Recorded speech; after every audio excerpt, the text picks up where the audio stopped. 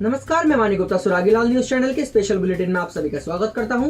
तो आइए नजर डालते हैं आज की मुख्य खबरों पर। 2 साल बाद जागेश्वर धाम के गर्भगृह के कपाट श्रद्धालुओं के लिए खुले, कोरोना काल में कर दिए थे बंद। प्रेम प्रसंग में रोड़ा बनी पत्नी व सास की हत्या। स्वास्थ्य सेवाओं से खिन्न बसपा नेता गगन काम्बोज ने सरकारी अस्पताल में मचाया हंगामा। ऑनलाइन ठगी करने वाले 2 आरोपी गिरफ्तार। तमाम प्रयासों के बावजूद भी उत्तराखंड में भ्रूण हत्या के मामले थमते नजर नहीं आ रहे हैं। आज ऐसा ही एक मामला काशीपुर में प्रकाश में आया। नगर क्षेत्र में भ्रूण मिलने की सूचना से पुलिस में हड़कंप मच गया। मौके पर जाकर पुलिस ने देखा कि भ्रूण में जान ही नहीं थी। पुलिस ने अज्ञात भ्रूण का पंचनामा भर शव को पोस्टमार्टम के लिए भिजवा दिया। पुलिस ने अज्ञात के खिलाफ रिपोर्ट दर्ज कर ली है।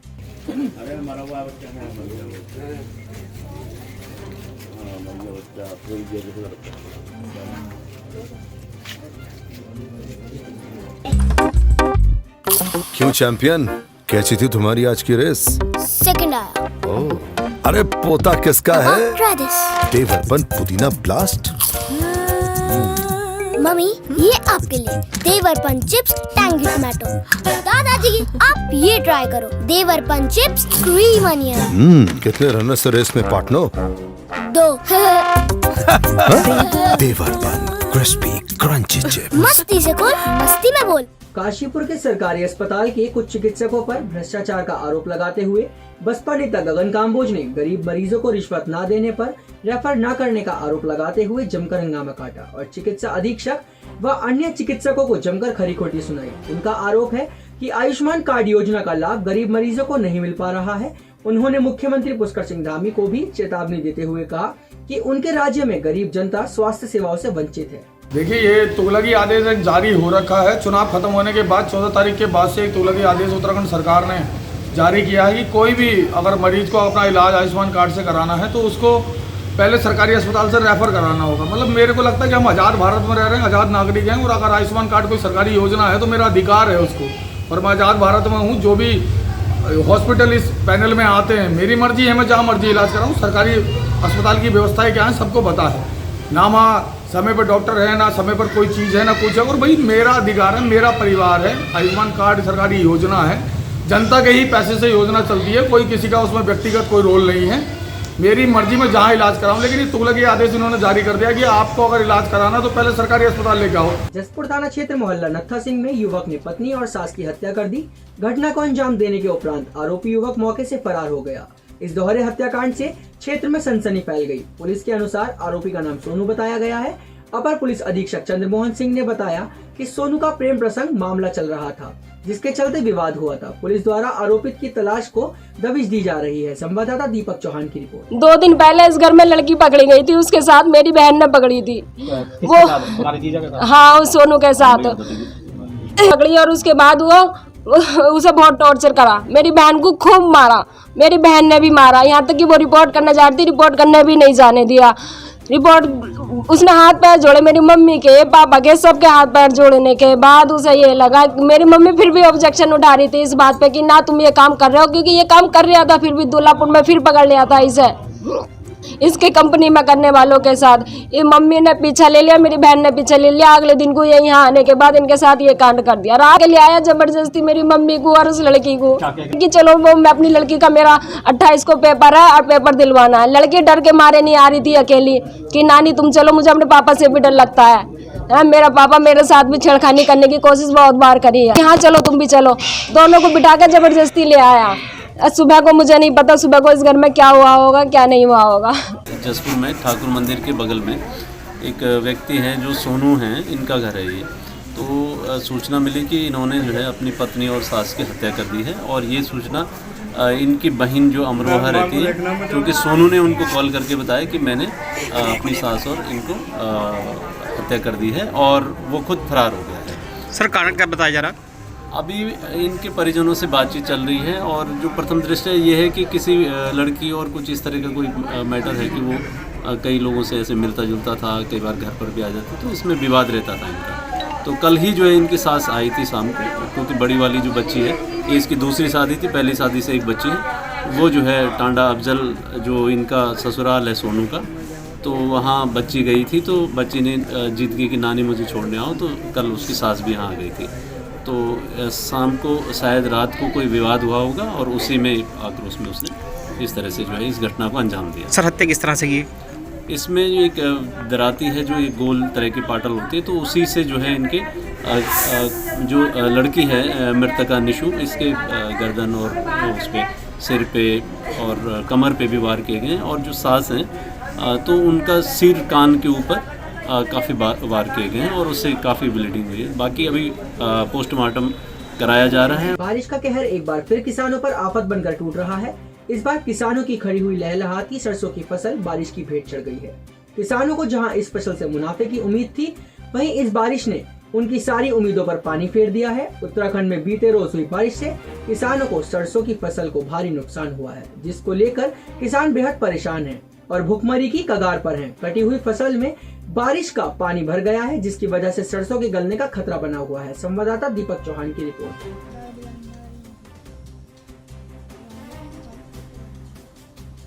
ये बारिश की वजह से किसान तो वैसे ही परेशान था, लेकिन जो बारिश पड़ी है उसकी वजह से बहुत ज़्यादा इस टाइम दिक्कतें आई हैं। और सबसे ज़्यादा दिक्कत जो आई है वो सरसों लाई की फसल में आई है। कितना नुकसान हुआ? नुकसान अब देखो इस टाइम तो लगभग अंदाज़ा मान कर चलो 40% 50% के करीब यहाँ सरसों की जो नुकसान हुआ है वो पहुँचा है। मुनाफा तो अब हम सरकार से कहना चाहते हैं, तो किसान को अपना उसका जो नुकसान हुआ है उसके अनुसार भरपाई करने का कष्ट करें और किसान को अपना दाम मिल सके। किसान को तो भारी नुकसान हुआ है, क्योंकि जो फसल है हमारी उसमें जल भराव जब हो जाएगा तो नुकसान तो होता ही है। क्योंकि गेहूं की फसल जो है उसमें जब जल भराव होता है तो पीली पड़ने लगती है, काफ़ी उसको निकासी जो है अपना जल की निकासी के लिए उसको कुछ करना है, जल निकास भराव नहीं होना चाहिए। इसमें तो दाना ही खराब हो जाता है बिल्कुल। जो सरसों की फसल है उसको बहुत ज़्यादा नुकसान है इस समय, क्योंकि किसान लोग जो है उसको अच्छे से जो है अब जब खुल गया है मौसम तो उसको सुखाएं अच्छे से, तब वो ठीक की जा सकती है सुखा के। पुलिस की चौकसी के बावजूद जनपद में साइबर ठगी के मामले लगातार बढ़ रहे हैं। पिछले वर्ष जहां साइबर थाने में 847 मामले सामने आए थे, वहीं जनवरी से अब तक 130 ठगी के मामले सामने आ चुके हैं।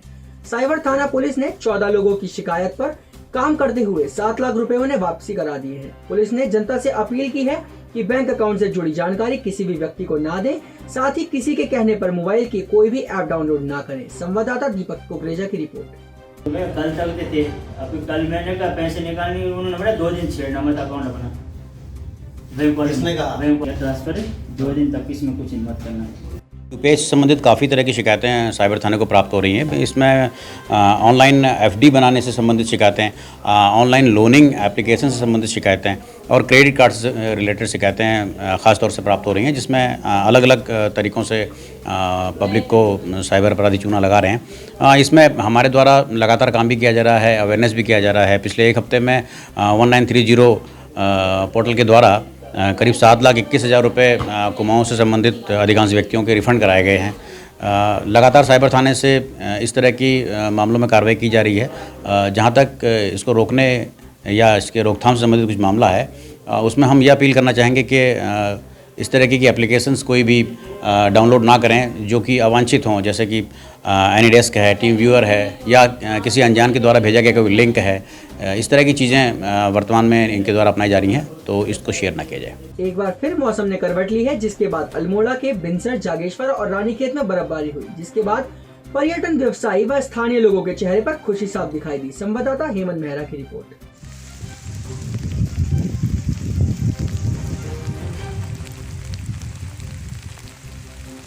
2 साल बाद जागेश्वर धाम के कपट खोल दिए गए हैं।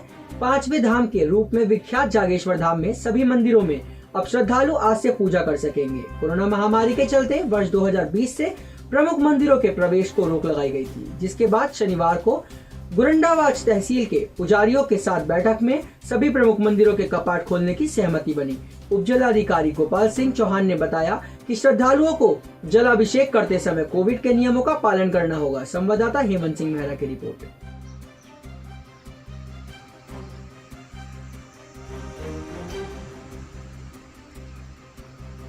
पोलियो उन्मूलन अभियान के तहत सभी विकास खंडों में आज 0 से लेकर 5 वर्ष तक के सभी बच्चों को पोलियो ड्रॉप पिलाई गई। भैंसिया छाना विकास खंड के कार्यक्रम प्रबंधक दीपक पंत ने बताया कि पूरे विकास खंड में 32 बूथ बनाए गए और 28 तारीख को टीम घर घर जाकर पोलियो ड्रॉप पिलाने का कार्य करेगी। टीम ने 128 लोगों को शामिल किया है। संवाददाता हेमंत सिंह मेहरा की रिपोर्ट।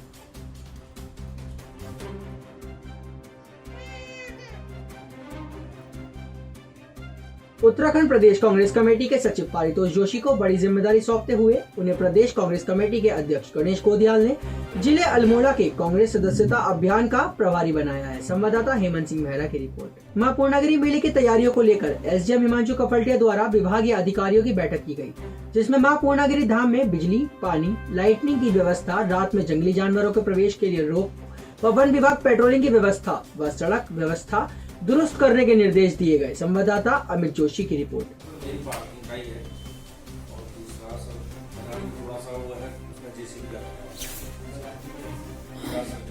को लेकर जो आगामी मेला हमारा 19 मार्च से शुरू होने वाला है, उसको लेकर एसडीएम साहब ने एक सभी विभागों की बैठक बुलाई थी।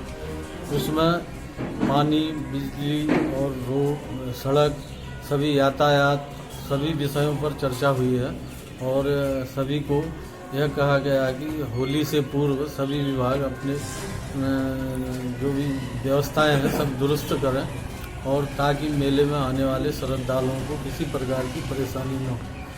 तो इस संबंध में आज दिशा निर्देश दिए गए हैं। तो जो है आगामी 19 मार्च से जो मेला हो रहा है, इस बार हमारा ये प्रयास है कि इस मेले को भव्य एक मेले का रूप देंगे और हमें पूर्ण उम्मीद है इस बार मेला शांति रूप से चलेगा, सुख समृद्धि से चलेगा और पूरा मेला चलेगा। एसपी चंपा व देवेंद्र पीछा के निर्देशन में मादक पदार्थों की तस्करी की रोकथाम हेतु चलाए जा रहे ऑपरेशन क्रैकडाउन के तहत थाना पार्टी पुलिस ने ग्राम मोहनकांड में दबिश देकर लक्ष्मण सिंह पुत्र गुमान सिंह निवासी ग्राम मोहनकांड को गिरफ्तार कर उसके कब्जे से 8 पेटियों में 384 पौवे अवैध देशी शराब बरामद की है। संवाददाता गुरदीप सिंह की रिपोर्ट। देखिए, काशीपुर के उधम सिंह नगर जिले में मोटेश्वर महादेव का बड़ा पौराणिक मंदिर है। इसका जो है प्रचलित नाम मोटेश्वर मंदिर है और पौराणिक नाम जो है भीमशंकर महादेव है।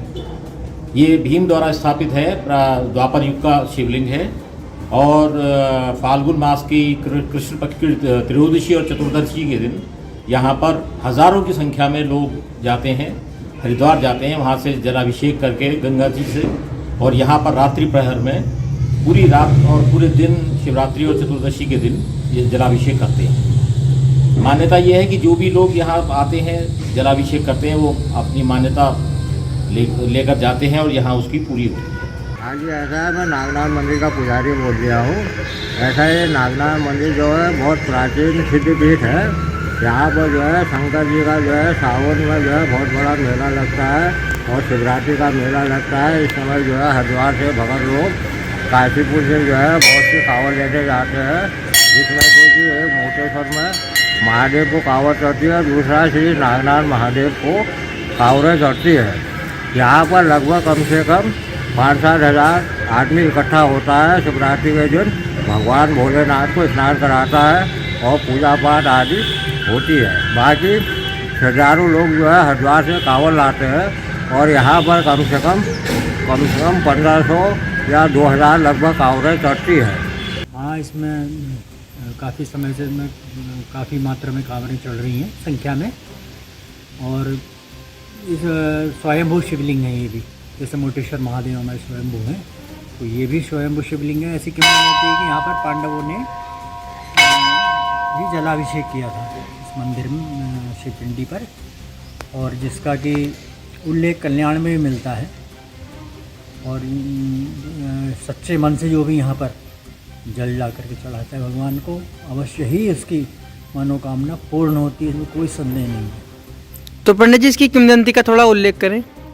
किंवदंती, माता कुंती का आदेश था पांडवों को कि जब तक आप जल नहीं चढ़ाएंगे शिव जी को तब तक आपको भोजन नहीं मिलेगा।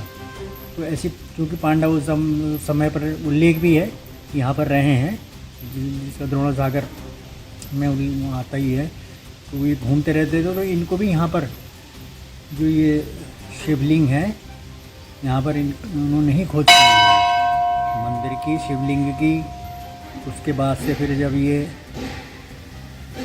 महाभारत काल के बाद फिर जब यहाँ पर इधर सरदार लोग थे, इन लोगों ने यहाँ पर हल चला करके देखा तो ये शिव वहाँ पर दिखाई दिए। इनकी खुदाई करने की कोशिश भी की गई। ऐसा भी कहा जाता है कि यहाँ पर हाथी के पैर द्वारा हाथी के पैर में जंजीर डाल करके शिवलिंग को उखाड़ने की कोशिश की गई, लेकिन भगवान की अतल गहराई का पता नहीं लगा। तभी से इस यहाँ पर ये स्थापना हो गई है। सच्चे मन से जो भी यहाँ पर जल चढ़ाता है, भगवान का जलाभिषेक करता है, निश्चित रूप से उसके मनोकामना पूर्ण होती है। उत्तराखंड की सभी मुख्य खबरों से जुड़े रहने के लिए देखते रहिए सुरागीलाल न्यूज चैनल। धन्यवाद।